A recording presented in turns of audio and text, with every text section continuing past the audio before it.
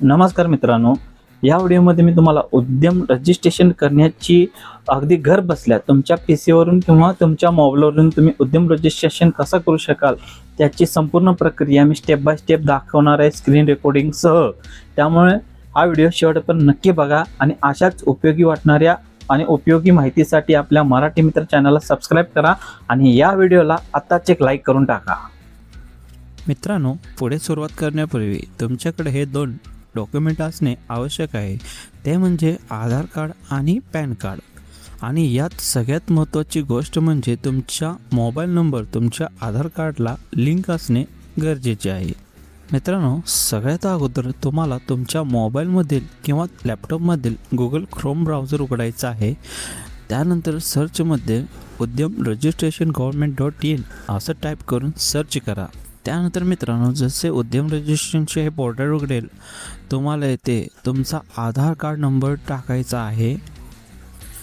त्यानंतर खाली आधार कार्डवर जसे नाव आहे ते जसेच्या तसे टाकायचे आहे, कोणती स्पेलिंग न चुकवता. त्यानंतर खाली जनरेट OTPवर क्लिक करायचं आहे. आता मित्रांनो, तुमच्या आधार कार्डला जो मोबाईल नंबर लिंक असेल त्यावर एक OTP येईल, तो इथे टाका आणि खाली व्हॅलिडेट बटनावर क्लिक करा. जसं तुम्ही OTP व्हेरीफाय कराल तसं तुमच्यासमोर पॅन व्हेरिफिकेशनसाठी एक फॉर्म उघडेल. येथे तुम्हाला टाईप ऑफ ऑर्गनायझेशनमध्ये तुम्हाला तुमचा व्यवसाय कोणत्या प्रकारचा आहे ते निवडायचं आहे. ते तुम्हाला बरेच ऑप्शन दिसेल, जसे की तुम्ही पार्टनरशिपमध्ये व्यवसाय करता, हिंदू व्यापारी आहे किंवा प्रॉपरायटरशिप, असे बरेच ऑप्शन आहे. तुमचं काय असेल तुम्ही निवडू शकता. जसं की मी इथं प्रॉपरायटर हे सिलेक्ट केलं, म्हणजे मी एकल व्यवसायाचा एकच मालक आहे. त्यानंतर तुम्हाला तुमचा पॅन कार्ड नंबर, पॅन कार्डवरील नाव जसं तसं आणि तुमची जन्मतारीख टाकायची आहे. यानंतर खालच्या बॉक्समध्ये टिक करून पॅन व्हॅलिडेटवर क्लिक करा. ITRचं ऑप्शन दिसेल. यात 2024-25 मध्ये तुम्ही ITR भरला की नाही हे आपोआपच टिक केलेले असेल. त्यानंतर पुढे तुम्हाला GST नंबर विचारले जाईल. जर तुमच्याकडं असेल तर यस करा, नसेल तर नो करा. आता येते investment plant and machinery of equipment, म्हणजे तुम्हाला तुमच्या व्यवसायाची इन्व्हेस्टमेंट दाखवायची आहे. येथे समजा आपल्या व्यवसायाची डाऊन व्हॅल्यू आहे 1,00,000 रुपये. येथे pollution control, research and development and इन्व्हेस्टमेंटसाठी किती खर्च आहे हे दाखवायचं आहे. येथे मी 50,000 रुपये टाकले तर पुढे नेट इन्व्हेस्टमेंट आपोआपच येईल. तुमची काय आहे तुम्ही टाकू शकता. तसेच पुढे आल्यावर तुम्हाला इथे तुमचा व्यवसायाचा टर्नओव्हर टाकायचा आहे. त्यानंतर कंटिन्यू बटनावर क्लिक करायचं आहे. येथे तुमच्या पॅन कार्डप्रमाणे तुमचे नाव दिसेल. येथे नेम ऑफ एंटरप्राइज, म्हणजे तुम्हाला तुमच्या व्यवसायाचे नाव टाकायचे, जसे तुमचे दुकानाचे नाव आहे किंवा तुमच्या व्यवसायाचे नाव आहे तसं टाका. त्यानंतर मोबाईल नंबर, ईमेल ID, तसेच कॅटेगरी निवडायची आहे. जनरल, ST, OBC काय असेल ते निवडून घ्या. जेंडर निवडा, मेल फिमेल. आता 13 नंबरमध्ये दिव्यांग असेल तर यस करा, नसेल तर नो करा. आता मित्रांनो, 14 नंबरमध्ये तुम्हाला तुमच्या ऑफिसचा संपूर्ण पत्ता टाकायचा आहे, जसे की block number, building name, village, town, road, street, city, pincode, state, district हे सर्व व्यवस्थित माहिती बघून टाका. तसेच 15 नंबरमध्ये लोकेशन ऑफ प्लांट, म्हणजे डिटेल टाईप करायचे आपल्याला. सगळ्यात अगोदर तुम्हाला तुमचा युनिट प्लॅन टाईप करून ॲड युनिटवर क्लिक करायचं आहे. यानंतर चॉईस युनिट नेम नाव टाकून ॲड्रेस टाकायचे आहे, जसे की block number, building, village, town, block, road, street, city, district याप्रमाणे तुमच्या युनिटचे पूर्ण नाव टाकायचे आहे. त्यानंतर ॲड युनिटवर क्लिक करा.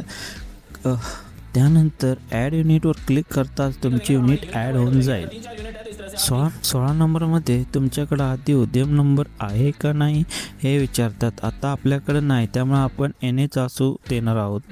17 नंबरमध्ये स्टेट ऑफ एंटरप्राइज, म्हणजे तुमचा व्यवसाय कधीपासून आहे याची तारीख. त्यानंतर व्यवसायाचा प्रोडक्शन चालू आहे का नाही हे येस और नो करायचं आहे. असेल तर कधीपासून प्रोडक्शन सुरू झाले याची तारीख सिलेक्ट करा. 18 नंबरमध्ये मित्रांनो बँक डिटेल विचारली जाईल.